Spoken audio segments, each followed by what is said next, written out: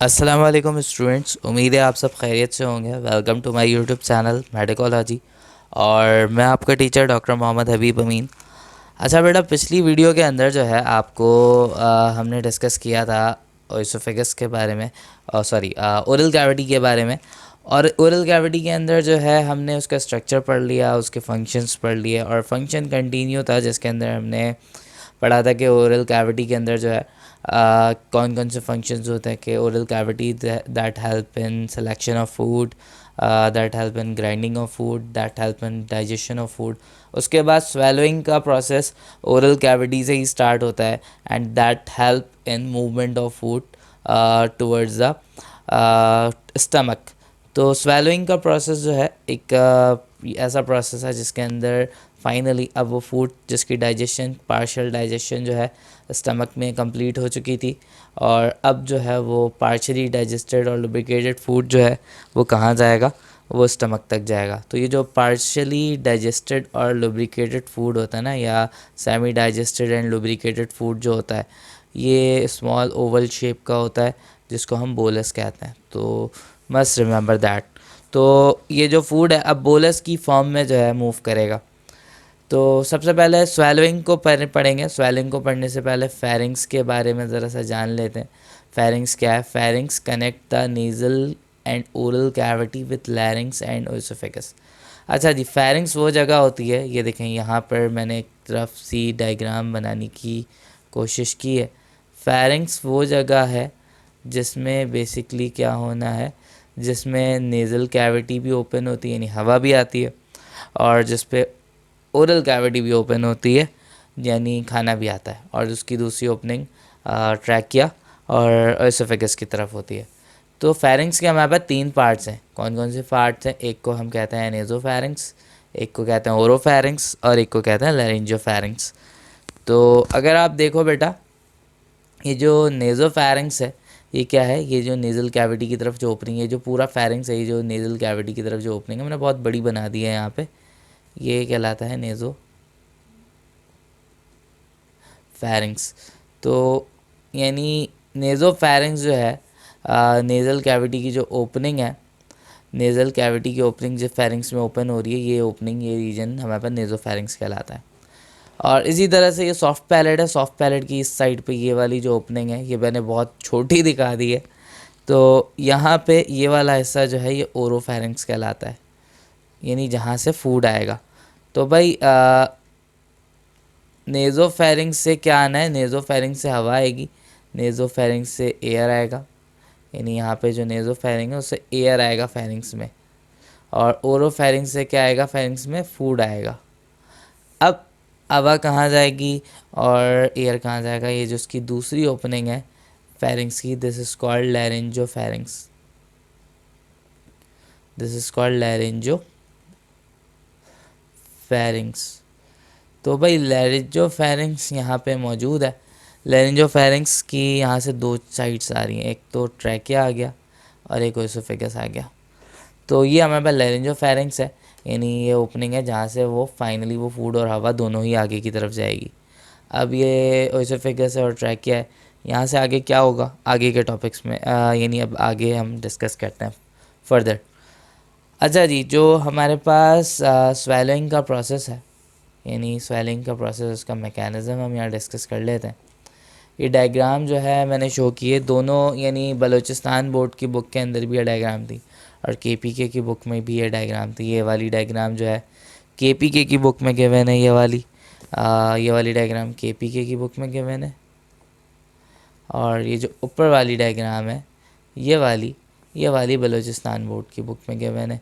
तो खैर मुझे जो है बलूचिस्तान बोर्ड की बुक ये थोड़ी सी क्लियर लगी है, तो मैं यहीं से इसी वाली डायग्राम से ही समझाऊंगा आपको कि किस तरीके से जो है स्वेलिंग हो रहा होता है। देखो सबसे पहले ये देखो, ये बोलस दिखाया गया है, यहाँ पे नाम भी है ये वाला फूड, सही है, दैट इज़ द बोलस। तो अब यहाँ पे जो है क्या हो रहा है, ये बीच में ये टंग है, ये देखें यहाँ पे लेबल किया हुआ है, this one is the tongue. अभी यहाँ पे देखना है आपने। तो सबसे पहले क्या होता है, पहला स्टेप में क्या होता है, टंग जो है वो फोर्स लगाता है, टंग जो है फोर्स लगाता है, पुश करता है, यानी ऊपर की तरफ पुश हो रहा है और बैकवर्ड की तरफ पुश हो रहा है, पीछे की तरफ, यानी फोर्स को यानी इस डायरेक्शन में फूड को पुश कर रहा है। यानी किस तरह से, टंग ऊपर की तरफ फोर्स लगा रहा है अपवर्ड और बैकवर्ड, ये दोनों तरफ पे फोर्स लगा रहा है, जिसकी वजह से फूड के ऊपर फोर्स लगता है, फोर्स लगेगा और अब क्या होगा, जिसकी वजह से ऊपर की तरफ और बैकवर्ड की तरफ फोर्स लगने से ये फूड आगे की तरफ मूव करेगा, आगे की तरफ। अब जिसकी वजह से ये देखें यहाँ पर आपको ये पार्ट दिख रहा है, ये सॉफ्ट पैलेट है, ये सॉफ्ट पैलेट है, फूड आगे की तरफ जाता है, टंग की का फोर्स जो है बैकवर्ड की, ये जो टंग का पीछे की तरफ फोर्स लग रहा है ना, ये सॉफ्ट पैलेट की वजह से नेज़ोफेरिंक्स बंद हो जाता है। यानी ये सॉफ्ट पैलेट है, लेट सपोज मैं यहाँ पे एक छोटी सी डायग्राम, ये सॉफ्ट पैलेट है, ये ऊपर नेज़ोफेरिंक्स है, ये ओरोफेरिंक्स है। सॉफ्ट पैलेट क्या करता है, इस तरफ आके ये नेज़ोफेरिंक्स को बंद कर देता है, नेज़ोफेरिंक्स को बंद कर देता है, ताकि बाई चांस भी कभी भी किसी भी तरह से जो है ऐसा नहीं होगा कि फूड जो है वो नेज़ल कैविटी में घुस जाए, तो ऐसा नहीं हो सकता, ताकि इस चीज़ को बचाने के लिए सॉफ्ट फेरिंग्स जो है नेज़ोफेरिंक्स को बंद कर देता है। और इसी के साथ साथ ये जो टंग है, ये देखें, ये जो आपके पास एपिग्लॉटिस दिख रहा है, यानी ये जो ट्रैकिया है ना, ट्रैकिया के ऊपर वाले हिस्से को, ये जो ट्रैकिया का ऊपर वाला हिस्सा होता है, ये लैरिंग्स कहलाता है। इस लैरिंग्स की ओपनिंग जो है ग्लॉटिस कहलाती है, इस लैरिंग्स की ओपनिंग क्या कहलाती है, ग्लॉटिस। और इसके ऊपर एक कैप लगा हुआ है, फ्लैप लगा हुआ है, जिसको एपिग्लॉटिस कहते हैं। ये देखें, ये एपिग्लॉटिस है, सही है, ये एपिग्लॉटिस आपको यहाँ पे दिख रहा है, ये एपिग्लॉटिस है, ये वाला। तो टंग इसके ऊपर भी फोर्स लगाता है, ये अभी वर्टिकल पोजीशन पे है, और आप यहाँ देख रहे हैं ये एपिग्लॉटिस ऐसे आ गया, तो वर्टिकल पोजीशन से हॉरिजॉन्टल पोजीशन में आ गया। अब जब ये हॉरिजॉन्टल पोजीशन में आया है, तो अब ये एपिग्लॉटिस ने क्या किया है, एपिग्लॉटिस ने ग्लॉटिस को बंद कर दिया, यानी अब ये जो सांस का जो रास्ता है ये बंद हो चुका है। अब फूड जो है सिर्फ ओएसोफेगस में जाएगा, यानी ट्रैकिया में नहीं जाएगा, लैरिंग्स में नहीं जाएगा। इसी के साथ साथ एक और चीज़ भी होती है, जब आप स्वेलिंग या फोर्स एक्सर्ट करते हो तो आप अपनी गर्दन पे हाथ रखो, सामने फ्रंट पे, यानी ये जो एडम्स एप्पल है उस पे हाथ रखो और स्वेलो करो, यानी आप गर्दन पे हाथ रख के उंगली, 4 उंगलियां रख के आप अपने स्लाइवा को इनगल्फ करो, तो आपको फील होगा कि ये जो लैरिंग्स है, ये जो एडम्स एप्पल है, ये ऊपर की तरफ जा रहा है, ये ऊपर की तरफ मूव कर रहा है। तो इसके ऊपर की तरफ मूव करने की वजह से, और ये टंग का जो है, टंग जो एपिग्लॉटिस पे फोर्स लगाता है, इसके फोर्स लगाने की वजह से ये ट्रैकिया जो है ये बिल्कुल क्लोज हो जाता है। अब एक और चीज़ है बेटा, यहाँ पे इस वाले पार्ट पे ज़रा गौर करो, ये वाला पार्ट, ये वाला हिस्सा ज़रा गौर करो, इस वाले हिस्से को देखो और इस वाले हिस्से को देखो। ये देखो, ये अभी आपको क्या दिख रहा है, ये ट्रैकिया का जो ग्लॉटिस है ये ओपन है, ये ओपन है, सही है, ये पार्ट ओपन है अभी, और यहाँ पे दिख रहा है ये क्लोज हो गया, क्योंकि जब लैरिंग्स ऊपर की तरफ मूव करता है तो यहाँ पे जो सर्कुलर मसल्स होते हैं वो कॉन्ट्रैक्ट करते हैं और ये पूरा ट्रैकिया क्लोज हो जाता है, और ये इतनी सी जगह बच जाती है, और ये ऊपर से एपिग्लॉटिस क्लोज हो रहा है। अब क्या होता है, अगर इन केस इस जगह पे फूड आ भी गया तो फ़ौरन से खांसी आएगी, कफ आएगी, और जिसकी वजह से वो फूड अंदर निकल जाएगा। यानी अब इस जगह पे भी फूड आ जाएगा ना, तो फिर भी जो है फूड अंदर नहीं जा पाएगा, क्योंकि ग्लॉटिस जो है वो क्लोज़ हो चुका है। यानी ये जो मसल्स है इसने क्या किया हुआ, ग्लॉटिस को क्लोज़ कर दिया है। एपिग्लॉटिस ने तो क्लोज़ किया ही था, ये एपिग्लॉटिस ने क्लोज़ किया था, और ग्लॉटिस ने भी इस हिस्से को क्लोज़ कर दिया है, ताकि अगर फूड इसके बीच में भी आ गया, इस जगह पे भी आ गया, तो क्या होगा, तो फूड अंदर नहीं जा पाएगा। तो ये प्रोसेस है। अच्छा, अब यहाँ पे ब्रेन का पार्ट बनाया हुआ है कि भाई ब्रेन का पार्ट जो है, ये हिस्सा ब्रेन जो है ऑब्वियसली कंट्रोल कर रहा है इस मूवमेंट को।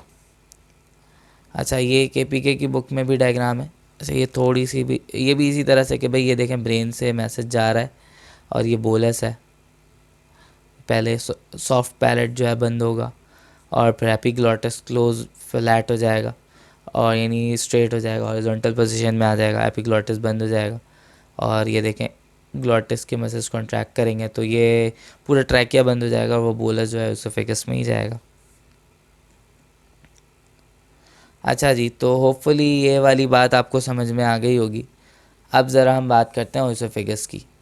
ओएसोफेगस जो है हमारे पास, if we talk about oesophagus, तो जो ओएसोफेगस है हमारे पास, ये एक मस्कुलर ट्यूब है। It is a muscular tube muscles से बनी हुई ट्यूब है, जो कि मस्कुलर ट्यूब, जो कि फेरिंक्स से स्टार्ट हो रही है। फेरिंक्स से फूड को ले रही है और स्टमक पे ले जाके ड्रॉप कर रही है। सही है, फेरिंक्स से लेकर स्टमक तक इसकी जो लेंथ होती है वो 25 सेंटीमीटर होती है। 25 सेंटीमीटर होती है और ये बिल्कुल बीच में से गया हुआ होता है, यानी थोरेस यानी मीडिया स्टीनम से गया हुआ होता है।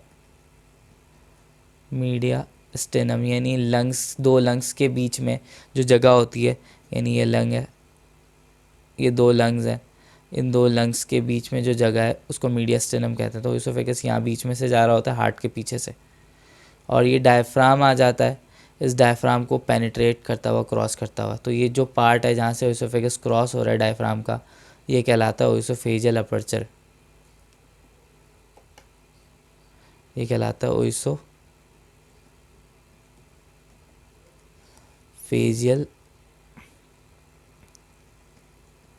अपर्चर, और यहाँ से फिर ये फाइनली स्टमक में ओपन हो जाता है।